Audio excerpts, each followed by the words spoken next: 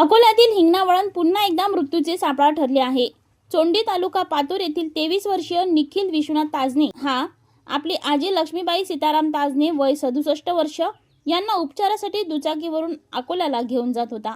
सकाळी 9:30च्या सुमारास हिंगणा वळणावर काळ बनून आलेल्या एका व्हॅनने त्याच्या दुचाकीला जोरदार धडक दिली। MH37 AA 7092 क्रमांकाच्या दुचाकीवर आजी नातू स्वार होते। हिंगणा वळणावर यू टर्न घेत असलेल्या MH21 AX 0934 क्रमांकाच्या व्हॅनने दुचाकीला समोरासमोर धडक दिली। धडक इतकी भीषण होती की दोघेही रस्त्यावर फेकले गेले आणि गंभीर दुखापतीमुळे त्यांचा जागीच प्राण गेला। घटनेनंतर स्थानिक नागरिकांनी तातडीने मदतीसाठी धाव घेतली, मात्र तोपर्यंत उशीर झाला होता। या अपघातामुळे ताजने परिवारावर दुःखाचा डोंगर कोसळला आहे। या प्रकरणी जुने शहर पोलीस ठाण्यात अपघातास कारणीभूत ठरलेल्या व्हॅन चालकाविरुद्ध गुन्हा दाखल करण्यात आला आहे।